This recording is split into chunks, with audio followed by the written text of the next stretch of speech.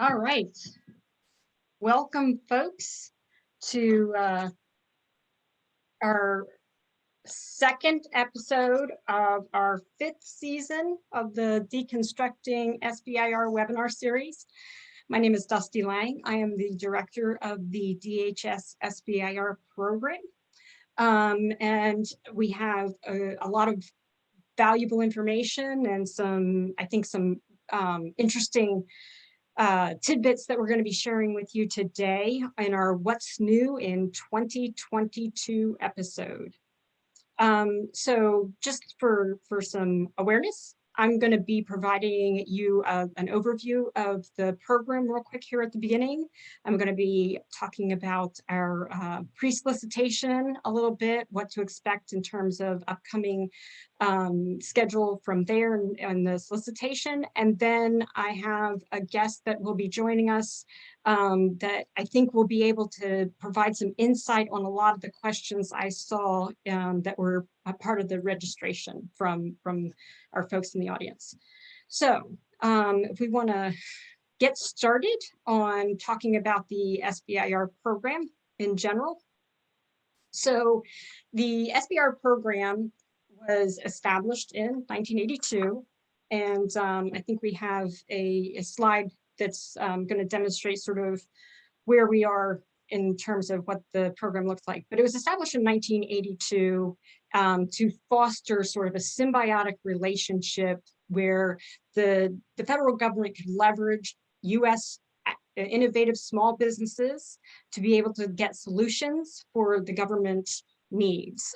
This is a wonderful program in terms of the economics for small businesses, because this is non-dilutive funding that is provided to be able to develop technologies. So the way that this kind of starts is we will gather topics internally here at DHS to see what are some of the challenges that we're having, and we haven't quite yet figured out how to approach it, how we want to have a solution developed for it. And take from those ones that we think are good for these innovative small businesses to be able to get their teeth into and give us some solutions.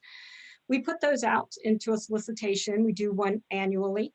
And then we're looking for proposals back from you folks in the small business community to be able to tell us what you think a good approach would be. And we're looking for innovative solutions. So to facilitate that, we start with a phase 1 where you would be able to say how you would demonstrate the scientific or technical feasibility of what you're planning to propose.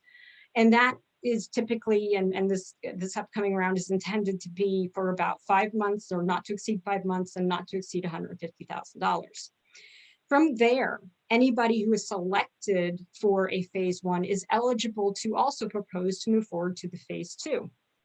And in phase 2, we're looking for a prototype development to be able to demonstrate the capability that is being proposed to be developed. That is a 24-month period of performance, not to exceed, and not to exceed $1 million currently. And the goal from this whole program is, of course, to be able to move to a phase 3 where we would transition or commercialize the technology that's been developed. So transitioning or commercializing means somebody's going to use it. We're going to use it in the way that we intended for it to be developed to be used for. And when we talk about phase 3, some of the interesting things to note is that if it's something that was intended to go to the government, then that can be procured by the government without further competition. If you ever worked with the government and done the competitive process, you'll know that can be challenging and get some time consuming, and it takes some effort on both sides. The good news is that the phase 1 and 2 satisfy the competitive requirements, and so for phase 3 we can do a directed award, which is basically we're able to say, hey, we like what you've developed, we want to purchase it. We can also do a phase 3 for further development. The key here in what makes it a phase 3 is phase 1 and phase 2 are funded by the SBIR dollars, by dollars that are set aside for the SBIR program. Once we get to past the SBIR funding, then we're looking for non-SBIR funding, and that is what classifies it technically as a phase 3. So that's sort of what to expect in terms of the process overall. And I will say that we have a webinar that where we've gone through the program in more detail, and we'll be providing a link to that later in today's program, so that if you need more information, if you're not familiar with the program, you can go back and get some of those details. But one of the things we want to talk about today is the topics. So for the annual solicitation, the pre-solicitation is out right now. It's open, and it's for the 11 topics that are on the screen now. And don't worry, you don't have to write all these down and memorize it. Again, we'll be providing you some links to be able to get to it. Right now it's posted on sam.gov. We have 11 topics in the pre-solicitation.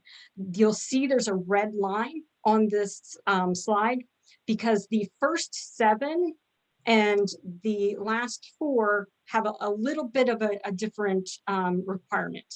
So when you're looking at the pre-solicitation or the solicitation when it comes out, understand that the first 7 are ones that were collected within S&T, Science and Technology at DHS, and that covers the expanse of DHS components and mission needs. But then there's one of our components, CWMD, does their own management of their topics, and those 4 are the last ones on there, and there's a requirement for an NDA that you'll need to look into. So I just want to make sure that folks are aware of a difference in some of the requirements there. Other than that, they're going to be the same process in terms of timelines and those sorts of things. And it's really important. One of the, at DHS, we used to do a very concise pre-solicitation. We have moved to doing a more robust one that includes more of the information that you're going to find in the solicitation, not just the write-up of the topics, but the other information as well. I encourage folks to go out there, look at that pre-solicitation now, look at the topics now, and if there's questions about it, to make sure you're asking them, especially the topics, because right now in the pre-solicitation, you can ask questions directly to the point of contact for the topic that's listed in the pre-solicitation, and that conversation is a direct you to them. Once we go to full solicitation or open solicitation, there will be a small period where you can still submit questions, but those questions are going to be collected. We'll internally collect those answers, and then all of that is going to be posted on sam.gov. So if there's anything that you want to ask that you think, hey, this might be something sensitive that I don't necessarily want to, that may give away my approach or my great idea, you'll want to make sure you're asking that question now. And so relevant to that, on our next slide, we have some dates. So the pre-solicitation ends December 14th at 5 p.m. If you want to ask that question during this pre-solicitation, you have to get that question in before that deadline. So make sure you're aware of that. Under that, we have the estimated solicitation dates, and this is all, our plan for going forward, and these dates are subject to change, but the intent is that the solicitation would open on the 15th, the day after the pre-solicitation closes. And like I said, there's going to be a small period where you can ask questions, but those are on up to the 3rd. But again, those are the ones that are going to be collected and then posted onto sam.gov, which is the estimated date of the January 10th is when those questions will be posted. The other thing you'll notice, and this is one of the reasons we have to cut that time frame off for when those questions will be able to be submitted, is we have to get them posted so that people have the benefit of the answer. But you'll see that that doesn't happen until January 10th, because we need to make sure that we have the ability to collect those answers and get them properly responded to. And then the solicitation close plan date is January 19th, which means there's only 9 days to be able to incorporate that information. So you'll want to make sure you're getting those questions out there and answered in time to be able to incorporate the information into the proposal that we're going to receive from you guys. So that's the high level overview that I'm doing today. I will say that in terms of some other things that we have planned for going forward in 2022, or we will be going out we were hoping to be going out with another OATS RFI. So if you're familiar with the SBIR program at DHS, last year in July, we went out with an OATS RFI, and OATS stands for Other Agencies Technology Solutions. And so this is an opportunity where we like to see what is happening in terms of what initiatives for SBIR or STTR that have been started at other agencies that may be able to be developed or tweaked for a DHS mission need.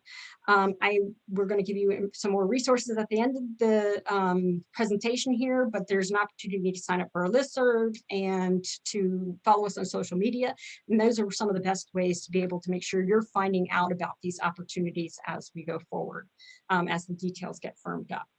But so again, let's move on to introducing our guest today, who's going to help me get to some of the critical questions that folks have been asking about participating in the SBIR program.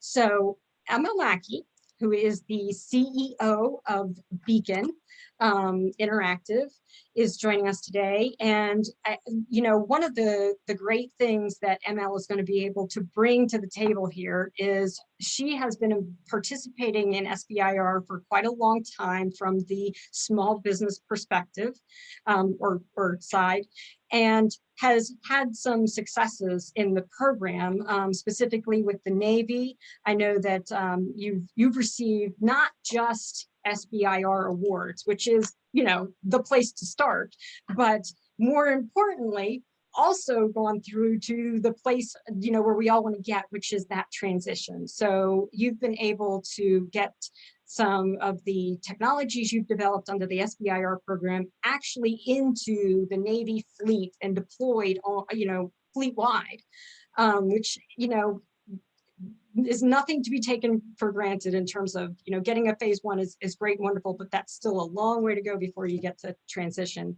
And I know you're always very, very hardworking at making sure that that's not the last of it. So I'm sure we'll be aware of more, and I'm sure there's folks on here that know about your company and your successes. So thank you very much for joining me, and I wanted to give you opportunity to add to anything that I've indicated is going on for you. I know you're also advocacy and other ways to make sure small business can participate in the program. Did you want to?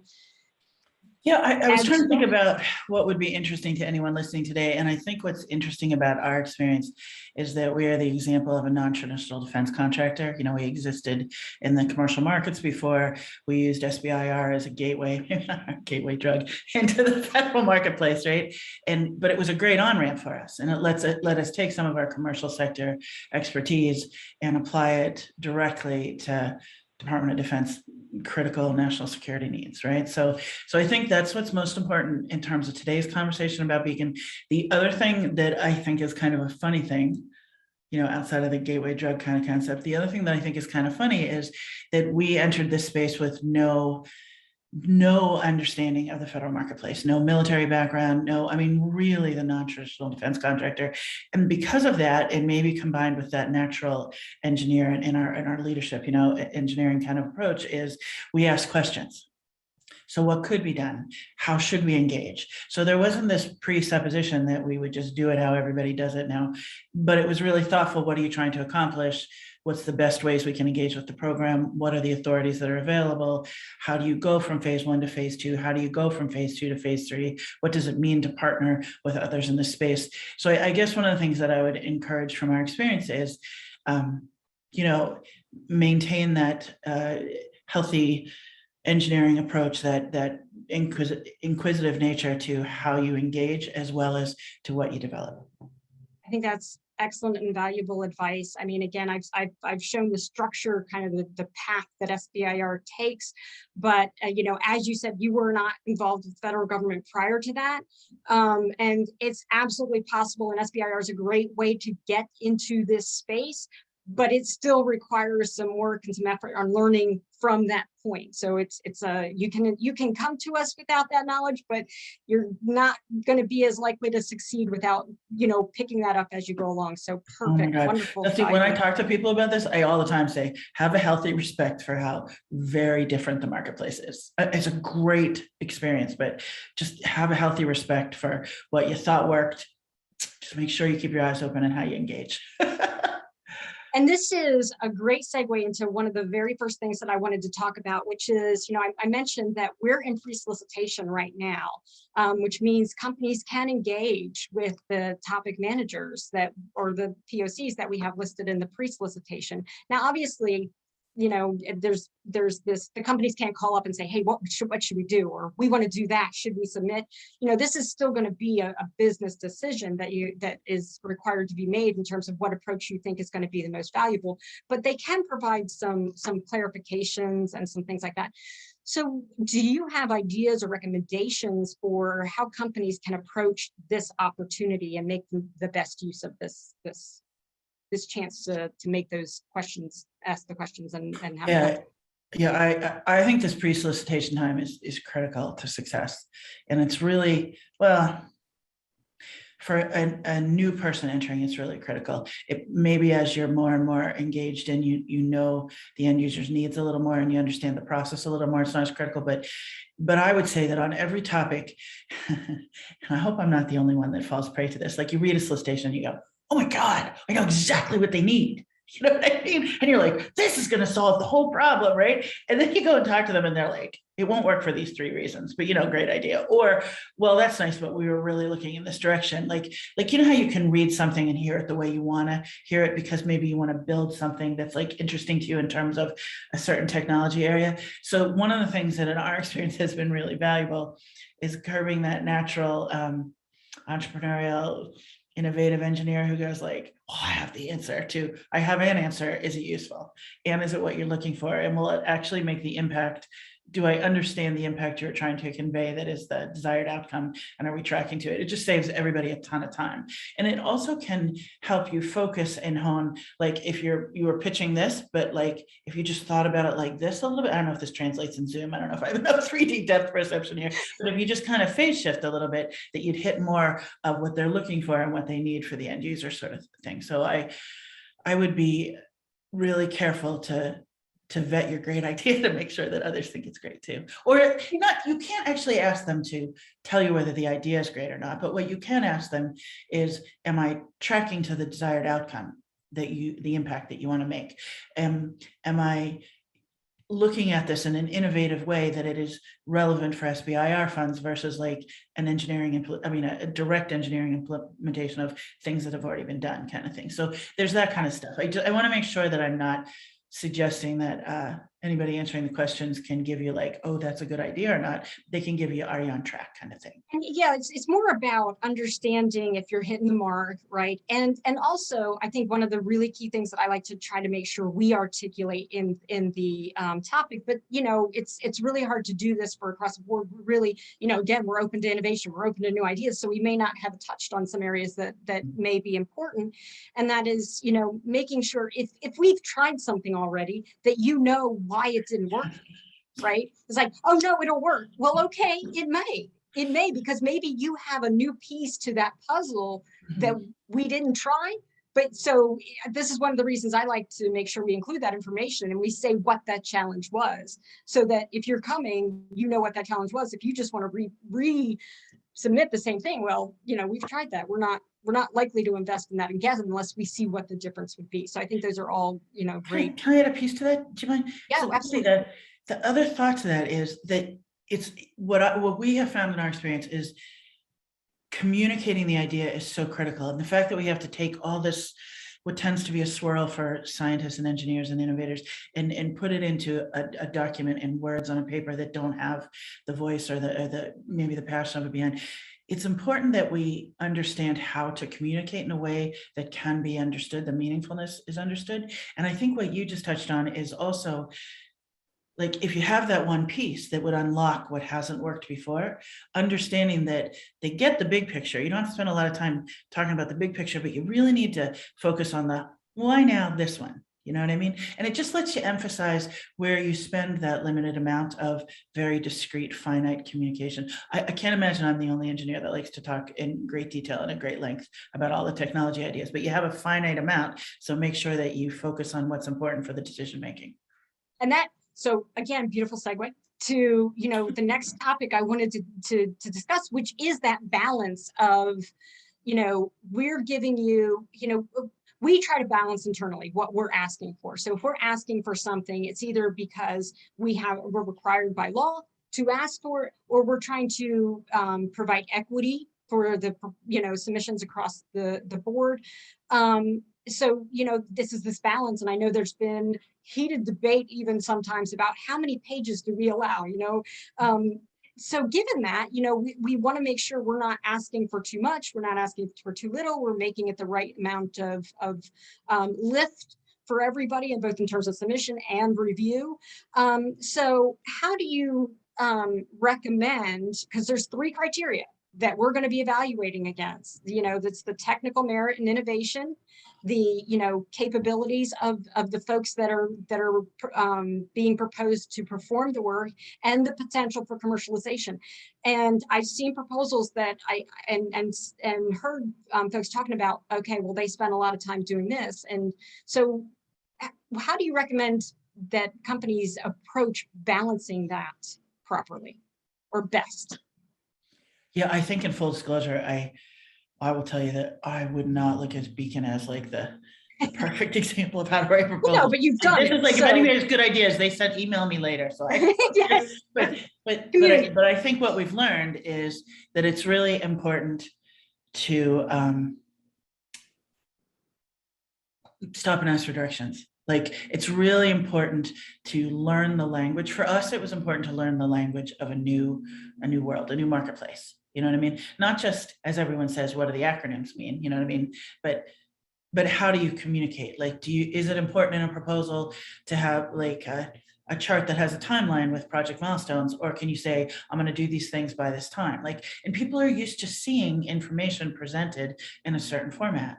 Like, slides that we present in the defense space are of a different format and structure and density of content than slides I present in commercial experiences, right? So understanding who you're communicating to. For Beacon, the way that we learned that was there's plenty of service providers that you can go to, but every single program that was offered from the government we went to, every conference we could go to, and we'd listen to conversations like this. The other thing, and maybe just in the lead of the company, I sort of enforced my own learning style. I hope not, but we do a lot of peer learning. So for us, not only going to the conferences, but getting involved in organizations, for us, the easiest one was advocacy organizations. I mean, there is a value proposition to giving back for what's been good. SBIR has been really good for Beacon. We do a lot of advocacy for the SBIR program at the federal level in terms of it's a good program and should be continued and rolled out even better and farther across the country kind of thing.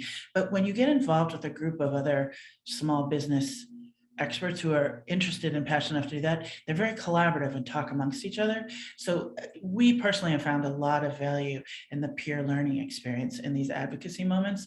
But I also would say every single thing that comes up, even if like we were a company in existence, we knew how to write slides, we knew how to give presentations. I go to every session that says this is how you write a slide and give a presentation, because there's still to this day something that I go, oh man, we've been doing it that way, we got to do it this way.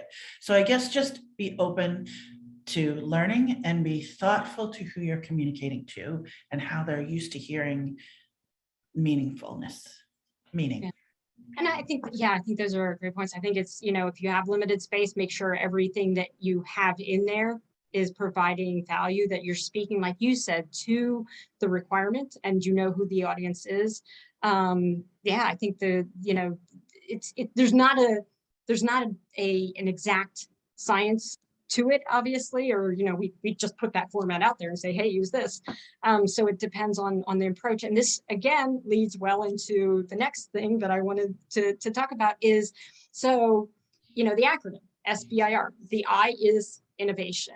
And often I'm asked, what does innovation mean to you? And the answer is, well, it varies, which is a good thing. There's some flexibility in that. I mean, so clearly the program is not, we have a solution, all you got to do is buy it from us. No.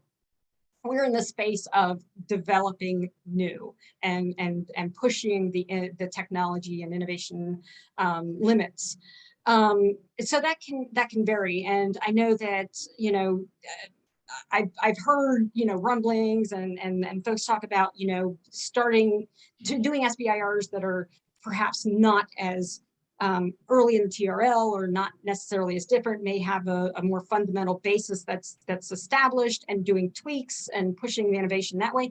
And there are times where doing a little bit more gets us to enough for us to be able to accomplish our mission.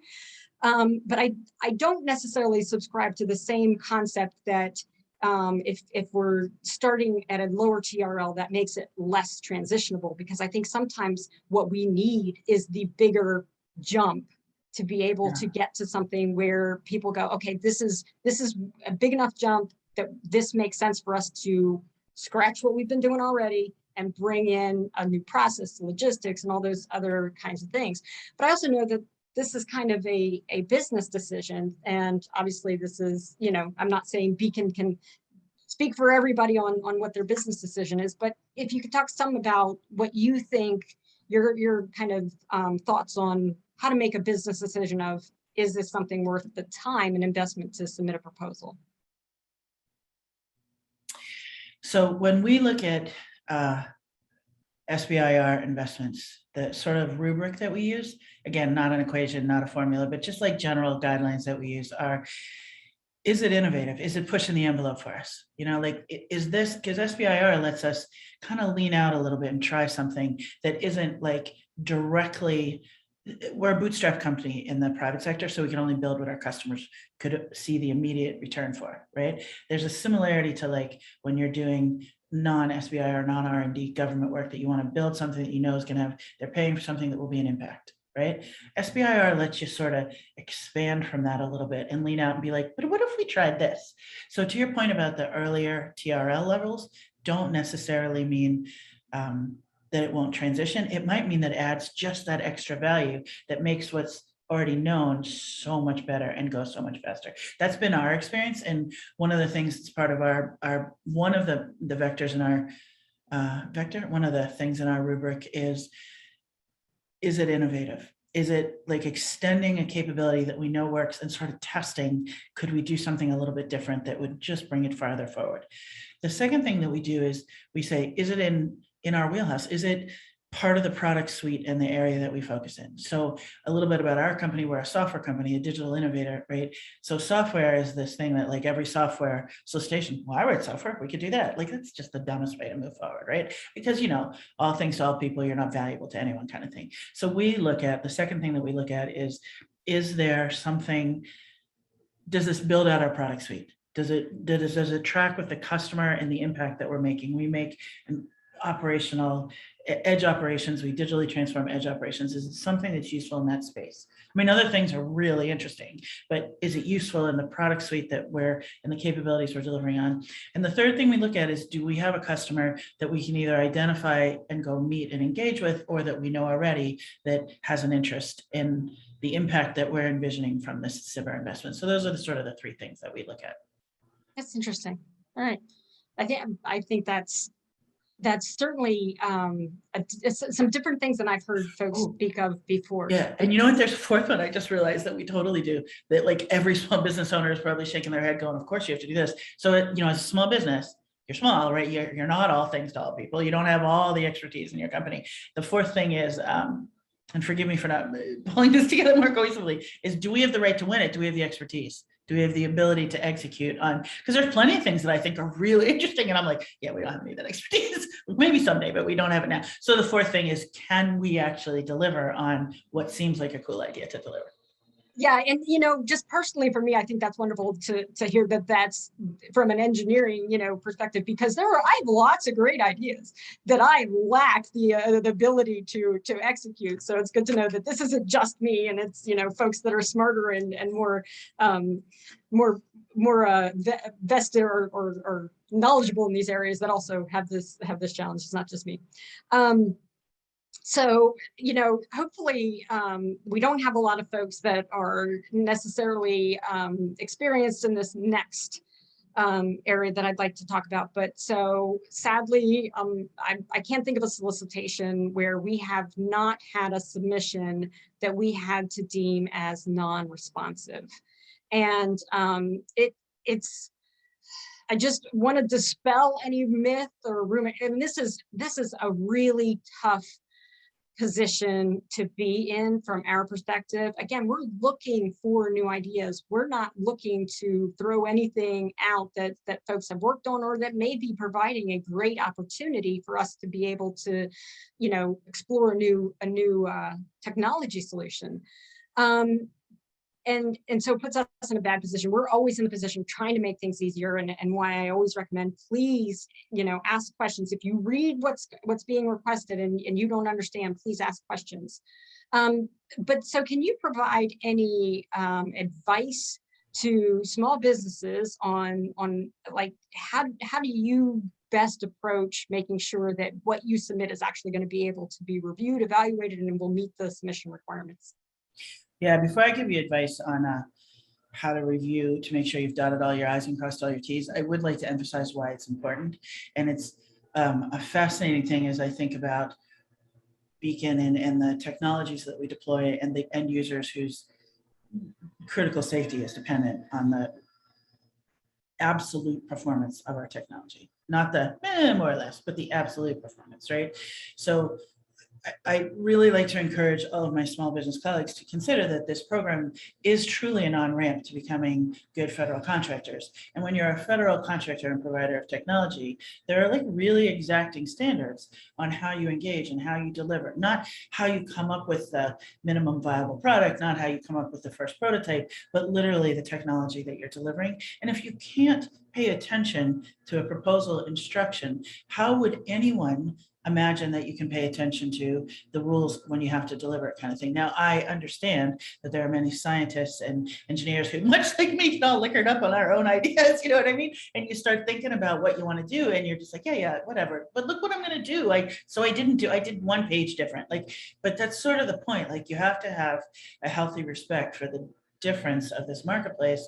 And there are exacting standards for really good reasons. So I think that's the most important part of my answer here. You did ask if there's any best practices. If we have, I mean, we just try to have a team that, you know, red teams it and checks, and we have a whole checklist, and we make sure that we have different people and we have consistent meetings until it, you know, digitally or otherwise, until it delivers. But I think everybody can come up with their own best practices about how to dot the I's and cross the T's. I think having, again, that healthy respect for why it's important is critical. Great. And I do appreciate kind of putting out sort of an understanding of that. I mean, when we're looking, again, I touched on this earlier, when we put out what were the requirements of submission, we either are, you know, it's mandated that we require that we collect and meet, you know, those as part of the proposal submission, and or we're looking at how to be equitable. We want to make sure that everybody has the same opportunity to communicate their idea, and, you know, that and as bad as I feel, and maybe hopefully the companies that are in this position, and let me also be clear, I've made mistakes, so it's not judgmental at all and in any way about this. I get it, we all make mistakes, but that they understand as well that this is because we're trying to provide an equitable opportunity for folks. So thank you, appreciate that help in getting that communicated. So I think this is one that is most, this is going to be the one easiest to answer for you, I think, and I hope, is what can the SBIR program mean for a small business or small businesses in general? So I'll start with a little bit about our company. So we bootstrapped in a little rent control apartment on Beacon Street in just outside of Fenway. So Beacon Interactive, right? And my partner and I were like, this is great. We're going to build this business, and we bootstrapped, and we had a great idea and a great offering, and customers really liked us, but we could never go beyond what the customer's vision was of what the opportunity was, right? So working with the SBIR program, we got to lean forward into some of this innovation that we had never been able to really totally pursue before. I mean, you have some bandwidth and some funds you can spend, but there's a pursuit of this that is really valuable with the SBIR program. And when we we're introduced to the SBIR program, the things that struck us, you know, small business owners and Scottish small business owners, so maybe even more frugal, right, was, wow, non-dilutive, like we'll own all the IP, you know, hot dog, right? And then we're like, wait, so you're going to tell us what your problem is. You're going to work with us. You know, if you select us, we have a good enough idea, you're going to work with us to help us build the answer to your problem. And then if we actually listen to you and build the answer that you want, you'll buy it from us with preference. And if this is a dual use technology, then we have all rights to sell it in the commercial marketplace, right? I mean, we have the ability to license it back to the federal government with these preferred acquisition authorities, but certainly we can take it out into other markets. I mean, so us, we were like, this is like a no-brainer, right? We didn't realize how long it would take. That's okay. You know, things don't always happen as quickly as you want. But I would put out that probably the most important thing I could leave of that sort of that whole aggregate picture is the other thing that I find in the space, and having been in it now a few years, is that this is a tremendous program for product development. The sort of the holy grail of product development is, do you have funding to develop it? And do you have active and engaged end users? Active and engaged people who will give you feedback, who will iterate with you, and who are actually engaged, not like my boss said I had to sit with you, but like, this better work. I'm deploying and it has to work, or, you know, like my life's on the line. So they're like really engaged, you know what I mean? So it is a fantastic marketplace to actually develop really comprehensive and thoughtful technology, not only that has the honor and the privilege of meeting national security needs, but then it has this great portfolio of products that you can take, assuming it's a dual use technology, into other commercial markets. So I think that's what really intrigued us. Is there anything else that you and I have talked about that I'm trying to remember if there's anything that's important to No, share I think, that, like sort of that obvious, like, why wouldn't everyone do this kind of answer? you know, I mean, well, one, you know, it does take time, but, you know, and I've been, you know, approached, you know, within DHS, it's like, how do we make this go fast? Can be done, but innovation development does take time. There has to be an understanding of that exploration. I think one of the key things, and I'm glad you brought it up because I don't think I did earlier, is that non-dilutive funding, is that where, you know, this was the SBIR program followed the establishment followed the Bayh-Dole Act establishment, which is, you know, that we could engage, the government could engage with small businesses and let them keep that intellectual property, let them keep that. And there's these specific SBIR data rights that speak to that directly, that says we can't compel you to give them up. So, you know, the goal is not, obviously it's still for us to be able to use it, and there's some government, you know, limited government use abilities. But the goal is, and as I touched on earlier, that economic development of understanding what small businesses bring to, you know, our nation, both in terms of the agility and those things, but also economically. You know, they're a big part of a successful economy. And doing that non-dilutive funding helps the small business. And, you know, even when I was working at DoD, I know that there was a real push at one point to go, what do we really need to own? So it's something that we look at when we're selecting SBIR topics, because there are times we need to, as a government, own the intellectual property. But SBIR is carefully looked at in terms of, we know we're not going to own this intellectual property. But, you know, with what's the Spider-Man quote, with great ability comes responsibility. Oh, I'm botching that completely. But that the expectation is then that non-dilutive funding that we're given and this working together is going to, you know, is going to be met with on the other side by the small business of working together to get it to a place, like you just said, to where we can impact national security and help the federal government be able to increase their capabilities. So no, I think that's all well said. So coming to the end of this part of our webinar, we still have more to do, but do you have any other suggestions to offer to the audience, the small businesses that may be tuning in to gain insight? Well, I think it's the same advice I'd give to any entrepreneur, let alone whether you're in the SBIR or not, and that is that whole persistence. And persistence in the terms of coupled with and informed by an open mind to absorb the feedback you get along the way, and to make sure that you're continually, and it doesn't have to be an evaluation of whether your technology or ideas were good enough. It has to be a healthy respect of how do you make sure that other people understand and can work with you to help manifest those ideas.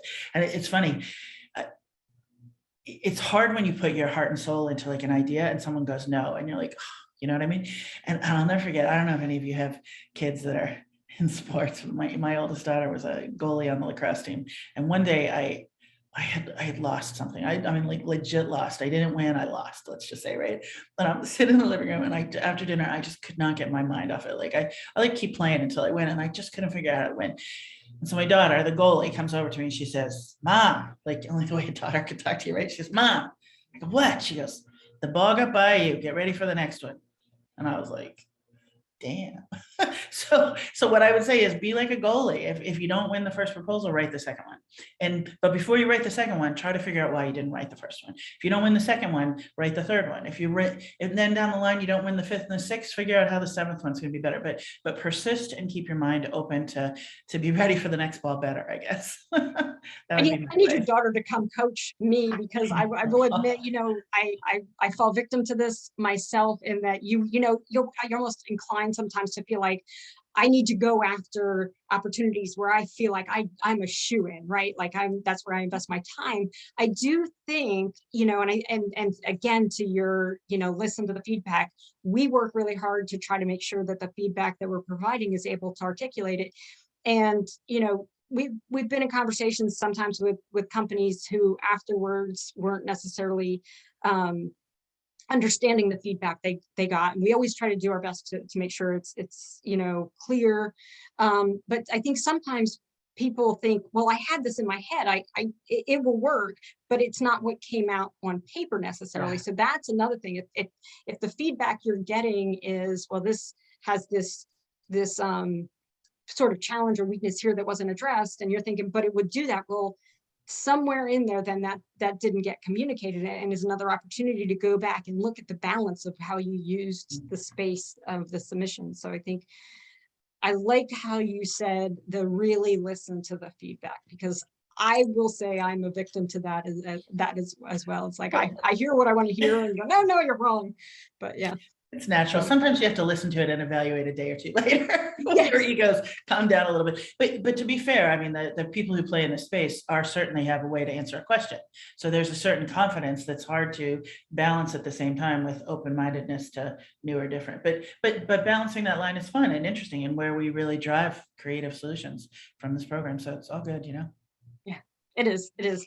So thank you for all that. So we're going to be moving on here shortly to answering questions from our audience. But while you get those in, giving you some time now that you know that's where we're going, I wanted to talk about an event coming up next week that both ML and I will be participating in. So I'm going to have the opportunity to partner with some folks from other agencies. So for instance, at this SBIR topic workshop next week on the 7th, I've been invited, honored to be invited to be on a panel with Dick McNamara from NAVSEA, Donna Attic from NAVAIR, Jim Sweeney from the Air Force, Tina Barnhill from the Missile Defense Agency, on a panel to talk about SBIR. And then ML, do you want to talk more about this event? You're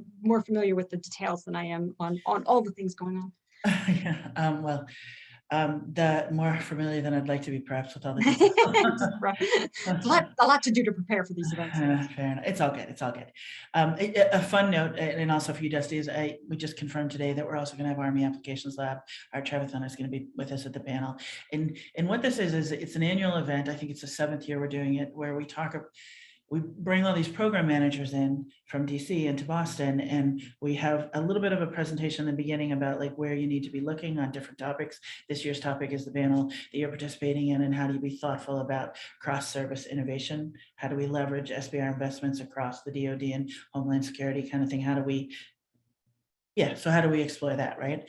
And then what we do in the afternoon is we have these or then after that, we have the program managers talk through the open solicitations. So here's what's being asked for. It's like a really super intense open question period, like with people right there that you can talk to. And then there's one-on-one sessions where you can meet with these various program managers from all these different organizations and get some advice and guidance and thoughtfulness about how you should be preparing your proposal, or how you should be thinking about the content. Or what I find much more valuable, and many of my small business colleagues do, is what's really the impact they're trying to make? What's the outcome they're actually trying to get to versus the one that you perhaps thought that you read. So that's happening next week on December 7th. And any of you that are in the New England region, love to have you join up with us. I think you have the URL there you can jump to and register and come. Yeah, it would be great to see you all there. Looking forward to seeing you in person, Dusty, and I'm looking forward to any of the other small business colleagues that join up there.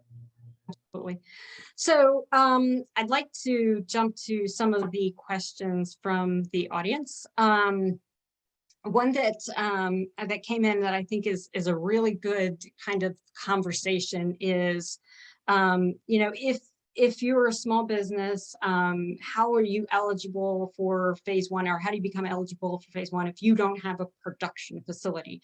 And you and I chatted a little bit about this. Of course, software company is traditionally not necessarily the same sort of challenge as developing hardware, but can you speak to just the concept of being a small business and being able to provide capabilities across the board? Yeah, so when you think about a production facility, I can't tell you how many of my friends in the SBIR world will say, oh man, this technology is great, but I got to get them to produce it now at scale. Like, this great, it's a good problem to have. It's a problem, but it's a good problem to have, right? So a couple things. 2 years ago at the SBIR Topics Workshop we were just talking about, it was hosted at the Mass Robotics Incubator, right? And so I would recommend that those of you that are interested and want to understand how to lean into that production capability with the optimism always of like, this is going to be the idea that is going to work, and therefore we're going to need to produce it, that you find places like Mass Robotics that works with companies, small businesses, and SBIR companies with small businesses to say, in their case, how do you incorporate robotics? What does that mean in terms of scaling, right? So there's these regional kind of incubators and accelerators that are out there. There's also manufacturing institutes that have a lot of information that, the DoD is putting out, that have a lot of information about how you manufacture. And I would actually add to this that digital innovators and software companies, that we have just as big a manufacturing need and a scaling, I want to say, I don't know, burden is the wrong word, I just don't have a better word for it, but the importance, the value of understanding how to scale. When you go from an MVP of a software prototype to a fully vetted, certified, ability to install on Navy ships, all the certifications, all the information assurance, all the how do you develop, how can we vet how you developed. I mean, there's a huge process and delivery piece of that is, it's apples and oranges, but it's still a bushel of something. You know what I mean?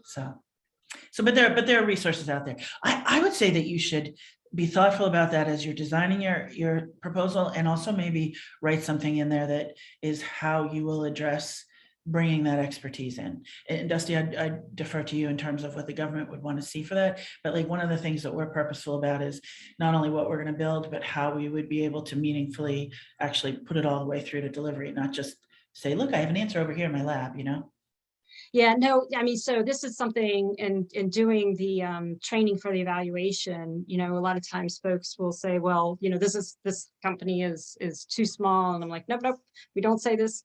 I make sure that folks are looking at it from the perspective of, not only do we not say it, that's not the way we consider it, is we're looking at it from the perspective of how are they approaching how they'll get to commercial or transition. And it's hard, it's challenging when you're at the beginning of an effort to say, okay, I know exactly how this is going to end up. But you have to be thinking about it. You do have to give that some consideration. So if you know that this is something that, is going to have a requirement of, 300 to be produced, and you don't have production facility, well, that's not inherently a no-go, but you should be thinking, well, how am I going to make that happen? And one of the things that we do at DHS is we offer some commercialization assistance marketplace program where you can talk about, the what does licensing look like, or how do you subcontract to a production facility. But you should be thinking about some things. And again, this is not just production facility, but anything that you don't necessarily have on staff. If you don't know how to commercialize, what those steps will be, feel free to seek out somebody, a consultant or somebody that can help to be somebody that can provide that piece of the puzzle. You don't have to have everything in-house. So absolutely. Yeah.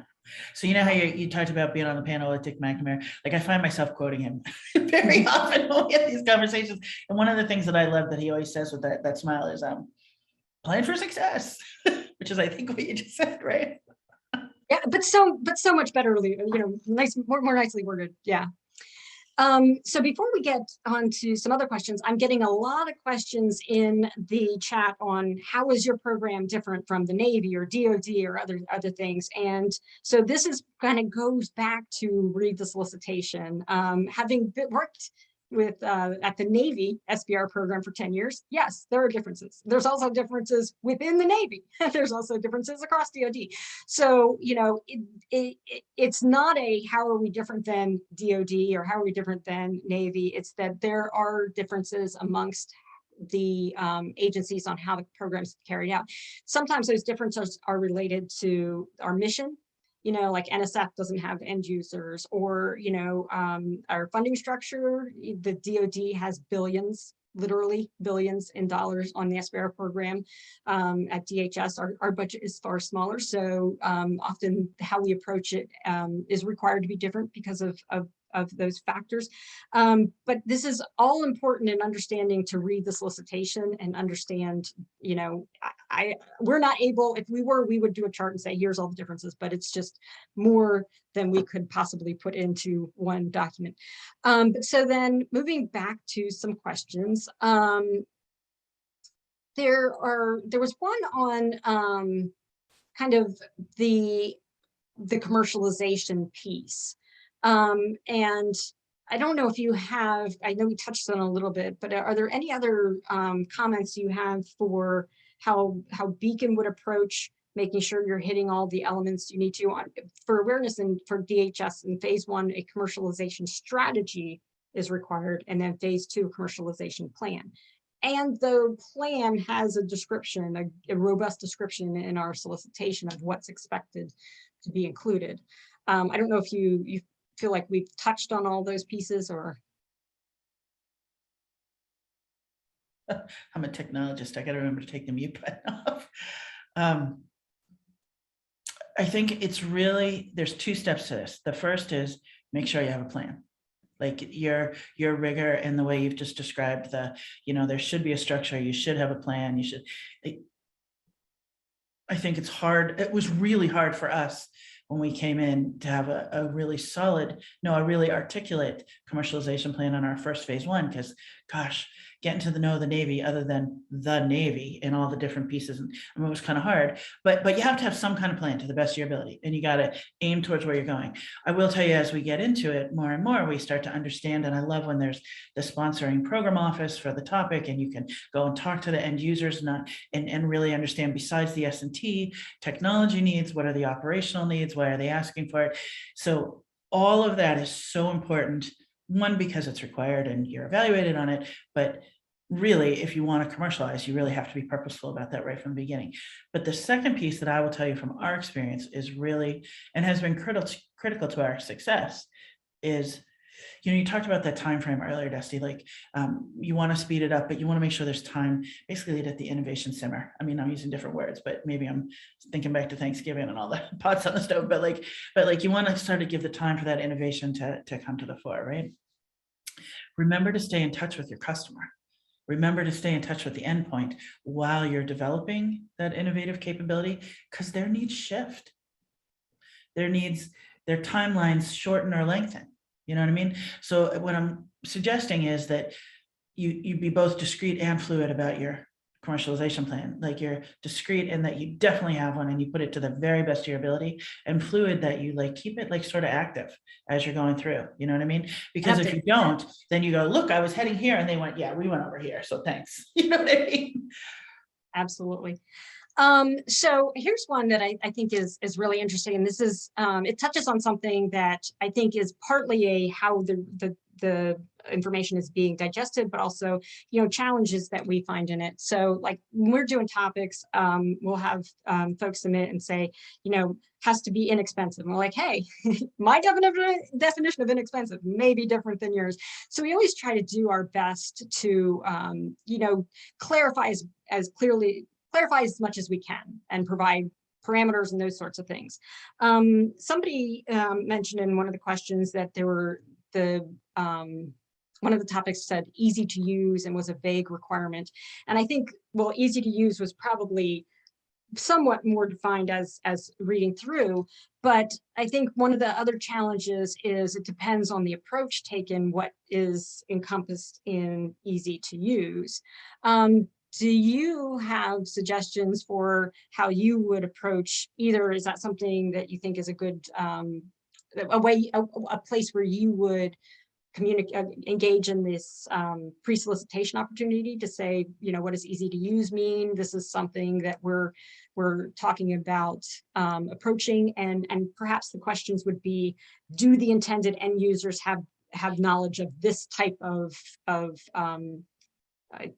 user capability, or that sort of thing?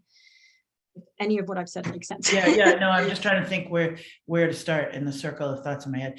So first, absolutely, the pre time is important for this. I think I would also add that it's really important when you go from phase 1 to phase 2. It's not just getting the phase 1, but the thoughtfulness of a SBIR phase 1 transition to a phase 2. You really have to engage with the end user. So my first response to your question about ease of use is, we're software people that build systems for people, not systems in the back end, but for people. Ease of use is critical to us. Like, absolutely, I'd be expanding on that. That's one of our strong points and one of our areas. But so, for example, in our window and relevant different cadences elsewhere, it's important that, for example, so we deliver systems that get installed on the bridge of the ships, right? So sometimes the bridge is dark, as it should be. So a software screen that seems relevant in our lab or in our office up here in Massachusetts is like glaring, awful, and terrible on the bridge, right? So there's things that you can know going into a phase 1 in the pre-question, but make sure that during the phase 1, you, to the very best of your ability, get an understanding of the environment that it's going to be used in. I'll tell you, Dusty, this probably doesn't surprise you because you know me a little bit. I tucked my way into a ship on our first phase 1. I went underway for 3 days. They were like, people who don't know were like, you got on a ship? I'm like, how else would I know what they need? But like, what I'm trying to say to you is that it's really important to understand what easy to use means. And there are ways in sort of that phase 0 to 1 transition, in that phase 1 to 2, and certainly for Beacon in our phase 2 to phase 3 and ongoing phase 3, that focus on easy to use is what all of our technology should be doing, is making it easier for the warfighter to fight and not worry about some of the other stuff they're doing, And I think, I really think one of the pieces that I think that you said that is important is when you're thinking about a ship and when you're thinking about a warfighter, and we can translate that to like perhaps a border protection agents. We have folks in all of our areas of life that have different hobbies, different things that they're familiar with. So easy to use, you kind of have to think of it not necessarily from the perspective of, well, is my software savvy coworkers in my company able to figure out how to use it, but would somebody who is not software savvy be able to interpret how to use this? So I think that's one of the keys, is looking at it from the perspective of is somebody who knows what they need to get done, but doesn't necessarily understand the technology, understand how to make this work. And again, there may be degrees of this. Maybe you have a solution that's just going to be fantastic, and there's going to have to be somebody somewhere that has some smarts on it, but then that may be one of the challenges is, you know, hey, there's a weakness. We're going to have to figure out how to have somebody savvy in this technology. So it's perhaps balance. And I think, yes, we're coming up on time. I know there's a lot of really good questions still out there that we didn't get to. And some of them are more, not necessarily the hey, they're more like factual things. So please, if we can pull up our resource slide, I'm going to give you a way to get some answers to those questions. So first, let me say this is a series, as I've said before, the Deconstructing SBIR video series. So you can get to the rest of them. We've done things on, for instance, the fraud, waste, and abuse webinar that's in our solicitation, on our, we're going to be in our solicitation, and is our pre-solicitation, as a go out and view that prior to submission. But other things like planning for privacy is, you know, if you're proposing something to DHS, there are, we have to follow privacy rules. So pay attention to something that may be collecting information, learn more about how to meet those requirements. So check out our video series there. We also have some success stories. So you can find out about some of the things that have been able to transition and see kind of what that path looked like. Our portal is up there. So that's where you're going to have to go out to submit proposals to the solicitation. So you can do some pre-work and get registered into our site. And then at the bottom there, as I promised, the stsbir.program@hq.dhs.gov. So if you asked a question and you're still interested in finding out an answer, especially those like fact ones, make sure you use the opportunity to email my office and we will get back to you with those answers. I also, in addition to making sure you guys, if you're in the area, join us next week, want to provide the heads up on an opportunity the same day. Next week on the 7th is going to be a very, very busy day for the next and the final in this season, the season finale of Insights Outreach, which is the S&T Office of Industry Partnerships webinar series. And it's going to be, I believe, joined by some colleagues, Kathleen Kenyon, Kalpana Reddy, Melissa O, Dee Parker, talking about different resources and opportunities in the near term with DHS S&T.